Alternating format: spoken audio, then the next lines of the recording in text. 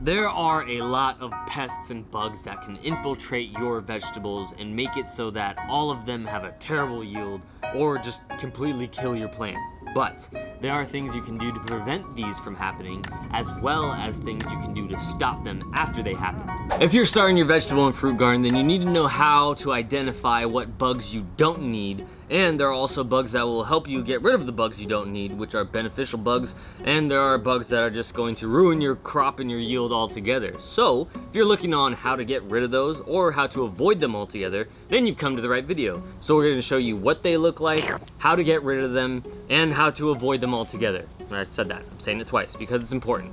Here are some things that you need to look out for if you're growing tomatoes in particular. We'll start with tomatoes just because I have them here and I have some things that I need to do to them that will show you what you should do to your tomatoes if you see these things pop up. I look at my tomatoes and their leaves every day when I water them in the morning and when I water them at night, which is the optimal time that you should be watering your tomatoes. And there's really only one particular pest that's real annoying, and it's a worm. So to avoid this tomato worm, you can either spray it with an insecticide, or you can pick them up and flick them off.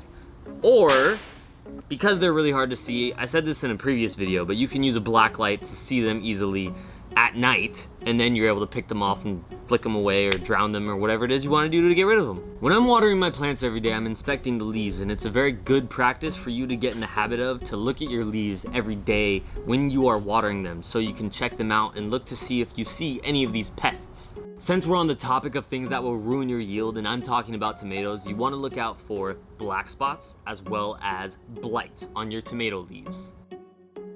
Black spots are very self-explanatory. They're little black dots that appear on your leaves.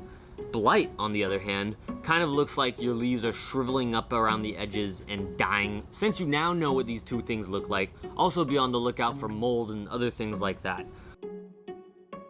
You want to trim the bottom of your plant's leaves to avoid this from happening altogether. But if you have it already, don't worry. It's a very easy way to get rid of it.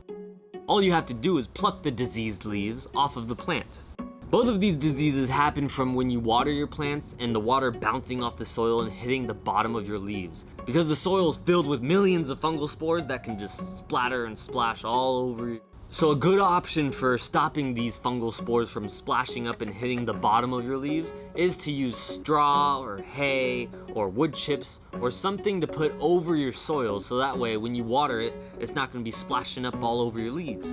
But if you want to keep your leaves and fight off these bugs and diseases, then you can also use our Flower Shield. I will leave it linked down below in the description for you to use to make your plants very happy. Secret Flower Shield is a pesticide, miticide, and insecticide, and is a minimal risk pesticide according to the Environmental Protection Agency. You can use Flower Shield to get rid of these pests in your vegetable garden and your fruits. But if you want an alternative way to get rid of these bugs and pests, then you can also use other bugs. You could buy packs of ladybugs that you could put into your vegetable garden that will protect you from aphids, asparagus beetle larvae, alfalfa weevils, bean thripes, grapefruit worms, Colorado potato beetles, spider mites, white flies, mealybugs, among other insects that ladybugs kill for you. There are also vegetables that you can get that have preventative properties built right into them. Like you can get carrot fly resistant carrots, which is crazy, right? Also, you can plant a lot of flowers around your vegetables, and this will help to confuse the pests and make them have a harder time trying to hone in on one vegetable or fruit.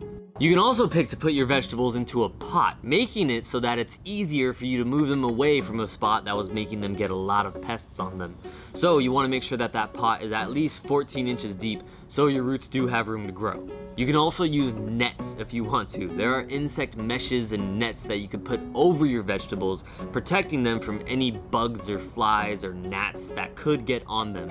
But at the same time, you're also making your vegetable garden look like it's just a bunch of nets on the ground, which to me looks kind of dumb.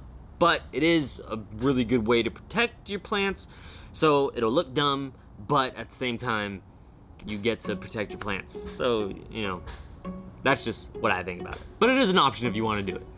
Growing a lot of flowers like dill and cosmos around your vegetables or fruits will also help to attract beneficial bugs that will kill off all of those bad bugs as well.